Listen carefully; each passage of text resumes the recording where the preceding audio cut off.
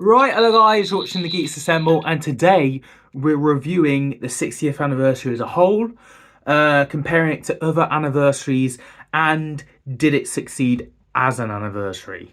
Let's go. So let's start off with the Star Beast, reviewing that, reviewing Wild Blue Yonder, reviewing the Guild, and trying to wrap it all up and compare it a little bit.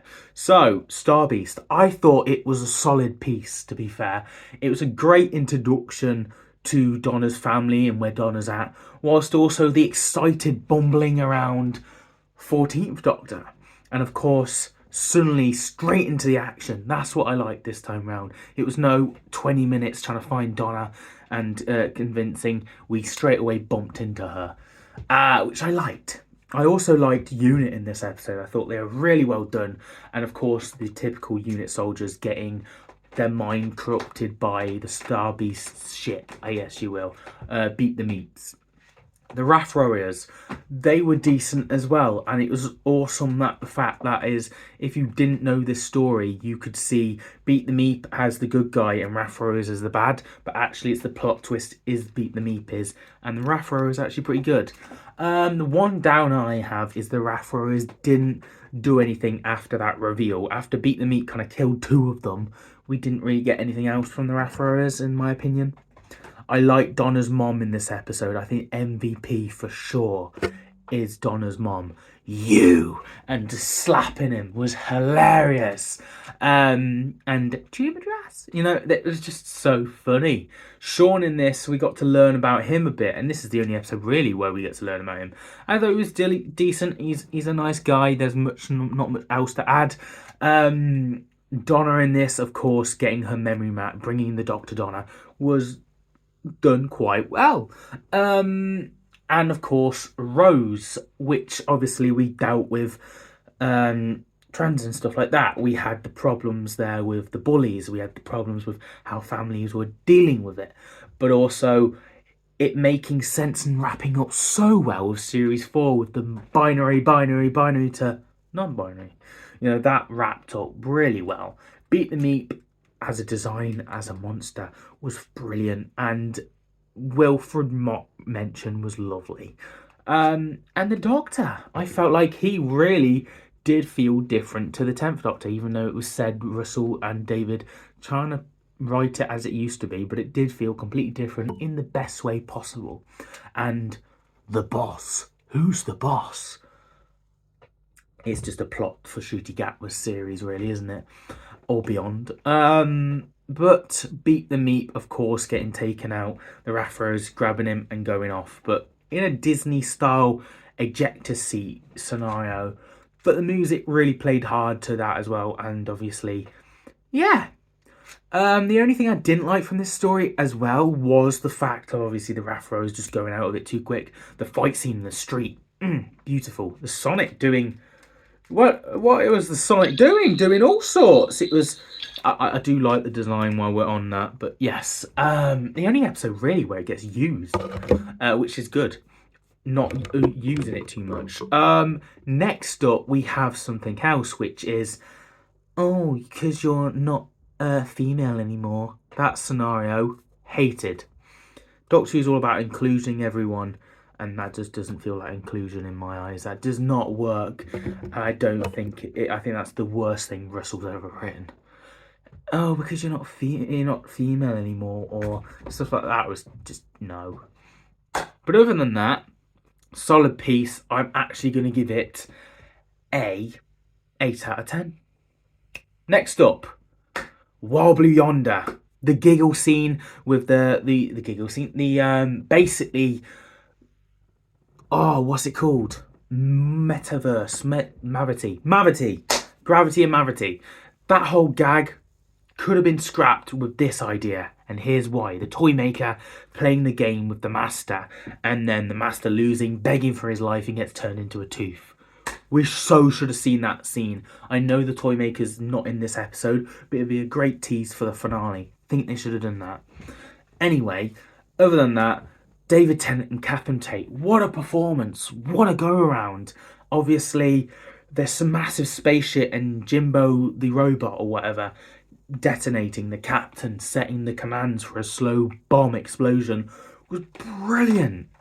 and the jaw and drop up, or the CGI in some places, yeah, but it's typical Doctor Who. I just felt like it was brilliant character piece, and it was great. And you could tell Dave Tennant and Catherine Tate were having fun with this, with playing villains of themselves as well as that, as well as themselves, and battling it out to the max. And it was kind of creepy and decent. And I actually like this one a tiny bit more, so I'm giving this an 8.5 out of 10. So 8 out of 10 to 8.5, we've just gone up. And especially the Wilfred at the end and showing the world in chaos. You know, Bernard Cribbins meeting the Doctor was just lovely. And Donna. And it was so good to come back to. Also the TARDIS, shout out to how beautiful and amazing that is. Until Donna blew it up. But at least it didn't do anything damage-wise because it came back full circle at the end there. But now onto the giggle. The giggle. Wow, this is something that I really enjoyed from the get-go but wasn't sure about the ending, to now finally coming to it again after a couple days, almost a week later, and going, yeah, I really like this. And I can get behind the binary regeneration. It took me a while, but it works. Unit, again, playing a brilliant time in this story. Brilliant. And I would love a spin-off. And I think, well, that's what they should drive towards. A Unit spin-off, because the characters are brill. And Spice Up Your Life. Best music performance thing we've ever had. I know we had it in Series 3. I know we had Ra Ra Rasputin with the Power of the Doctor. This one was the best, in my eyes. The Toymaker, phenomenal. Spooky Bill and stuff like that. And the puppets was just crazy and manipulating, and Clara Oswald, and then she died. But she died of old age. Well, that's all right then. I love all that. That was brill. They really made the Toymaker work in this episode, the actor, bless him. But yeah, Donna in this was the weakest part she had throughout the specials because she didn't really have much to do. But she was still great, and giving that family dynamic towards the end and Happy Ever After really worked with Donna being the friend the Doctor needed, because that's all she's ever been, the Doctor's best mate. Then, of course, David Tennant. Wow, what a performance throughout. A lot more anger in this story, but of course, him getting killed and finally accepting regeneration and going, Holmesy, it's not changing. Shooty comes out of him. But yeah, what else in this story? Going to the past and coming back to the future, brill. The world ending and dealing with Wilfred's actual passing away, but not actually doing it on screen and just shooting moles.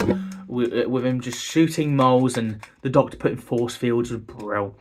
What else? Kate in this, going the best written Kate's ever been written in my eyes. Really well done. I think Kate's performance of turning a little bit evil, and of course a nod to Trinity Wells is brill. And yeah, so the binary regeneration with Ncuti Gatwa, and the Dave Tennant, I honestly can accept it for this. Not doing all the old Doctors. Don't change the past. Don't do it. Just do the future if you have to. This really works as a Happy Ever After for this Doctor, and I feel like as a one-off it works. Also giving the leftover magic from the Toymaker and whacking it to get 2 TARDISes, fair dues, and Dave Tennant gets his Happy Ever After. Fair enough. And we go off with Ncuti in the right direction for more adventures. You can jump off board here if you don't want to watch Doctor Who, or you can continue on with Ncuti is how I look at this story. And I think it does in the best way, and for that, this is going to be a 9 out of 10. If you're going to wrap up the 60th as a whole, this is a 10 out of 10 story. I think it wraps it up so well. 60th overall, I'm giving it an 8.5 out of 10. I think these were solid 3 stories. Multiverse, multi-Doctor story. The 50th can have that. Or the 5 Doctors for sure. But I think this is a solid story and it's been great fun. These stories, and I think as a 60th anniversary, I'm a happy Whovian. As a proper one to the show, it isn't quite doing everything it can, but actors weren't free and stuff like that. So yeah, I think this succeeded overall and that's really my thoughts and opinions, guys. What do you guys think? 60th anniversary, let me know down below. But also, I just want to briefly mention the fact that Doctor Who hitting 60 years is incredible, and may it continue on. I think obviously Day of the Doctor has that element of anniversary that you kind of want, but I feel like this does it in a different way, and I'm pretty happy, and yeah, I'm a happy fan from it. I think this is one of the strongest Doctor Who stories we've ever had in my eyes. I love David Tennant's last story. I'm not sure whether this new one, The Giggle, kind of beats that. It does have that higher stakes in my opinion, but with the emotional drama of Bernard Cribbins and David Tennant, I don't think it can beat the Giggle. You know, I think that beats The Giggle. But the villain was pretty done well, and there was stakes obviously with the ball as well. The ball game, a lot of people don't like that, but I felt like playing catch was a fun, interesting thing to do. It was visualizingly fun, and I think that's what these anniversaries are. They were just a bit of fun, and they're kind of the last of modern Doctor Who, at least as I grew up on. This is the last hurrah of my childhood, because we're going on with series 1 with Ncuti Gatwa, and I will be reviewing them. I'll be reviewing the Christmas, but I think we're going past that now into series 1, where this is not just our Doctor Who, it is now for a new generation, which is what all Doctor Who regeneration stories should be. But I feel like this is on a new level. We've got a new sort of TARDIS in a way, even though it's the same one. We've got a new Doctor, even though he's still got the memories of the other one, whilst also leaving and parking the 14th Doctor to rest. After extreme exhaustion, he finally gets to rest.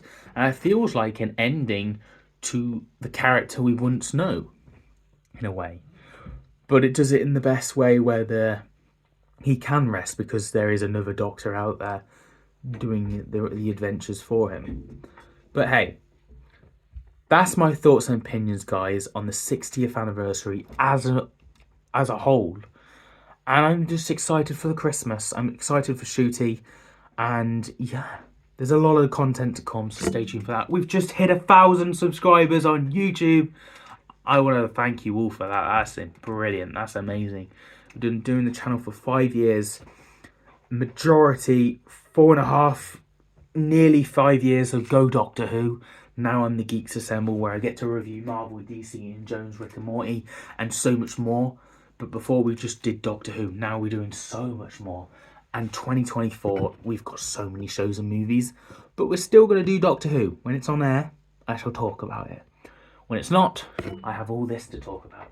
So please do stick around and join the journey, because we'll be continuing it on when we can. But hey, I've been the Geeks Assemble. You've been amazing, and yeah, as always, I'll see you guys for another video very soon. Have a nice day.